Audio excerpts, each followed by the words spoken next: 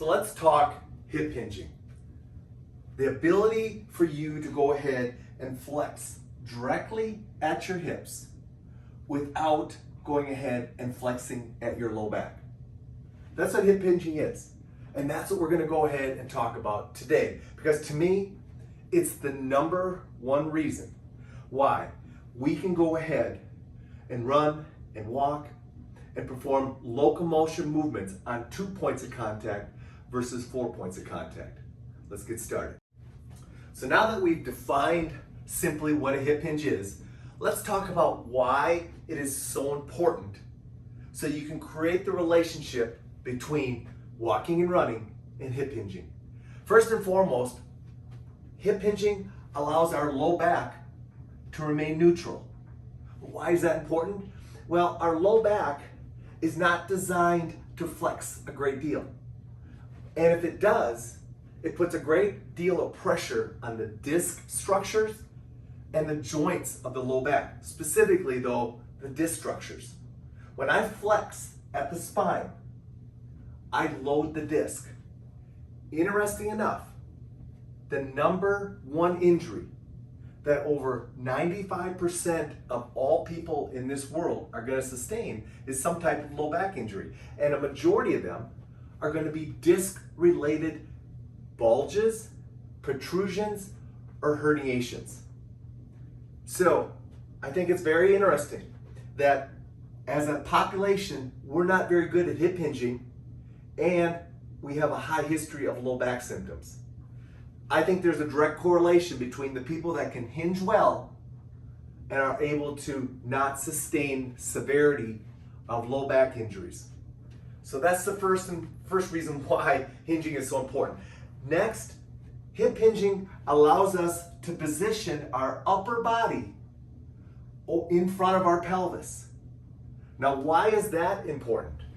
Well, when we go ahead and do things like reaching, we've got to be able to go ahead and use our arms in front of us. So reaching is a very important movement that we want to be able to do. Well, if I had to not hinge and just reach, it would give me very limited reach. But because I can hinge, it allows me to extend my reach. And it also allows me to extend my reach in multiple planes. So hinging ultimately is why we can reach.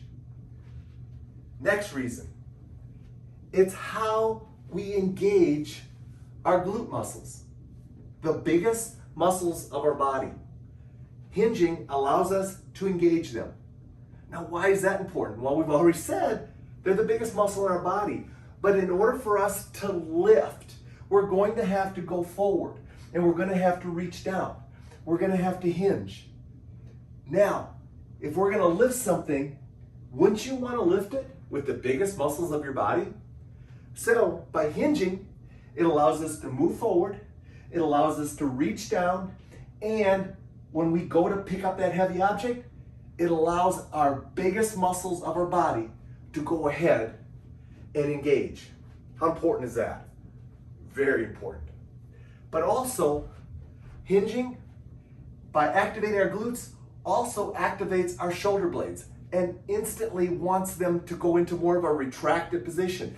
Our head will come with it. Some people will say that actually it's the head that leads, and they could be correct about that. But irregardless, hinging and shoulder blades are going to work together. They're good friends and they're going to connect together. But the glutes, the butt, and specifically hinging are what are probably going to lead the shoulder blade muscles to do what they do. Now, what's the next thing? Well, hinging allows us to add strength to our pushing, pulling, and pressing. Very simple, guys. You've seen me do this a lot in my workouts where I tell you to load your hips.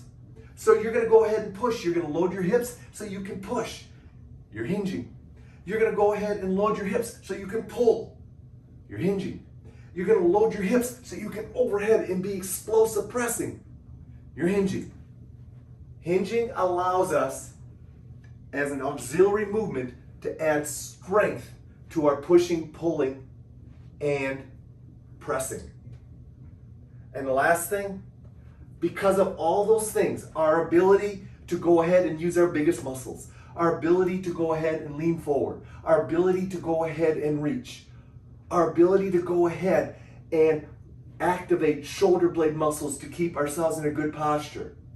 Well, guess what, guys?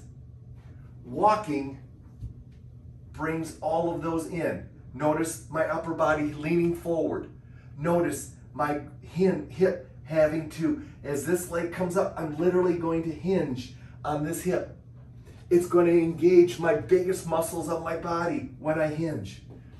See how hinging is going to be the key to our ability to go ahead and stay upright and walk, hinging here, loading here, so that we can go explode off here and go to the next step.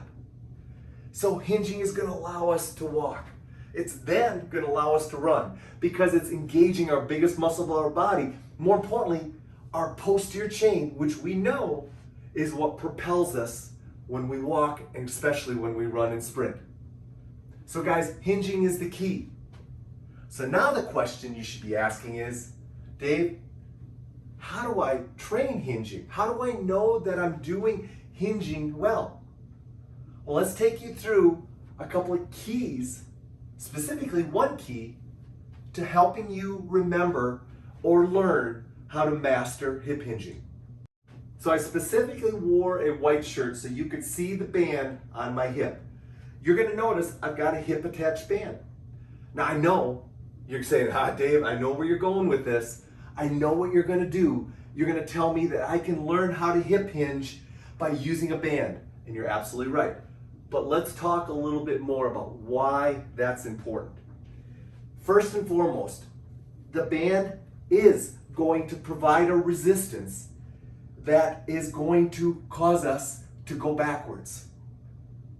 And it's also going to create that resistance we're going to push against to engage our glutes out of our hinge. But there's something that's happening way before that. Attaching this band to your hips immediately creates a proprioceptive stimulus. A stimulus that my tissues of the front of my hip feel, the skin feels. And what that does immediately is it tells me as soon as I move, I can automatically go into a hip hinge. So yes, the band will pull me back, but the feeling of the band against my hip is also going to help me learn how to hinge correctly. So guys, that's it. It's a feel and applying a resistance at the exact point where you want the band to be. Now I don't have the band on the bone of my hip. I have it below it because that's where I want to go ahead and create the hinge from. Pretty cool stuff. And one of the reasons that I really enjoy using a hip band in so many different exercises. Let me take you through now multiple ways in part 2 of how you can go ahead and apply the hip band so you're constantly training hip hinging, strengthening hip hinging, and learning how to bring hip hinging in to so many other movements that you want to go ahead and get stronger with.